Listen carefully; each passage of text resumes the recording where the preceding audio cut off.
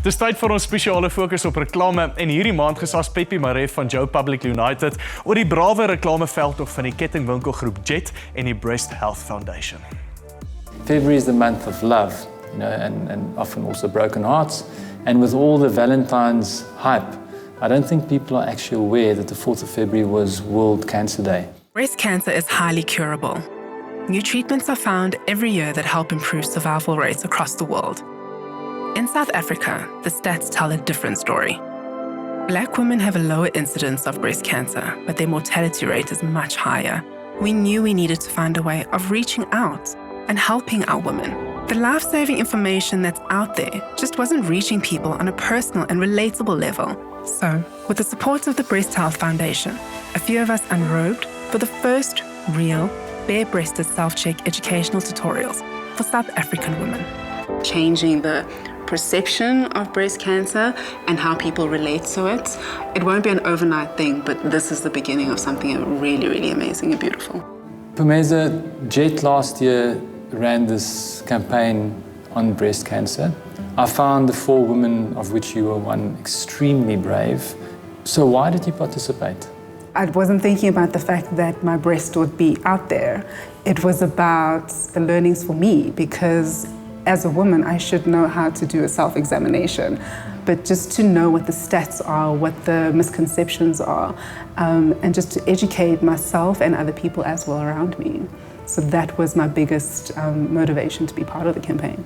What I'm going to be doing is helping you learn how to self-check, because if we're honest, I don't think a lot of us know how to do it. Step 1 is a visual check. Now moving on to the second part, which is actually feeling. What I know is we have to use 3 fingers, correct? Then. And you have to use the opposite hand Yes.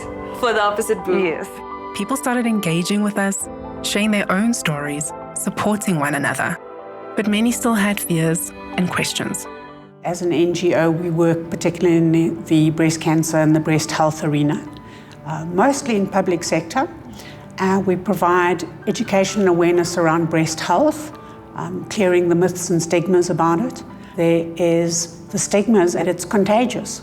So if you tell your next door neighbor, they shun you because cancer is contagious. Wearing your bra, you're going to get breast cancer. No, that's not it. Or what have you done wrong from a cultural perspective that you are now being bewitched with breast cancer? In the larger population of black women in our country, they possibly don't have the Twitters and the YouTubes where they can see videos like we've done in the Jet campaign. So it's not a matter of there are more white women with breast cancer, it's more a matter of there are less black women being diagnosed with early stage breast cancer that actually goes through the treatment and come out the other side. The unfortunate thing is that as black women in our communities, we don't talk about these things. There's that sense of, I need to keep this a secret. So there's those things where you're thinking, but that doesn't make sense. But for somebody who doesn't have the access to Twitter and the YouTubes, in their mind that makes sense. The younger women, the millennials, are more informed. They have more access.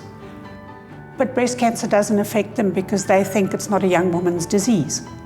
That is changing. My youngest patient is 17. I mean, of course, I showed my wife the content as well, because I think equally she's not aware of it at all. But there's this perception that breast cancer is a white woman's disease rather than relevant to black women. Why does it exist? I think if you look internationally, there are a lot more white celebrities around the world that come forward with breast cancer. In South Africa, we have a phenomenal woman, Lillian Dube, who has made huge strides in educating all women in South Africa. The biggest challenges we have in South Africa is access to treatment, firstly, and secondly, the stigmas associated with breast cancer. I find it's almost got to do with consciousness and how unconscious we are of things. And of course, communication can drive consciousness, but often brands are using their spend to focus holistically just on sales. So it was really good for me to see a big brand with a national footprint delving into this. So we used retail language and masked it as a sale to share positive statistics about breast cancer with our customers. We hosted a Twitter Q&A and created a facts journey thread. as well as an interactive and educational Find the Lump game, all linked into the Breast Health Foundation helpline. It became so much bigger than a campaign, bigger than us.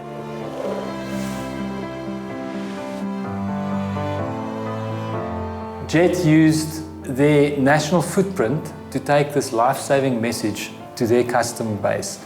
And I think kudos to the brand, because this is a key example to me of purposeful marketing. And we need more purposeful marketing in this country. So huge shout out to Jet. Secondly, it takes brave clients to do brave work.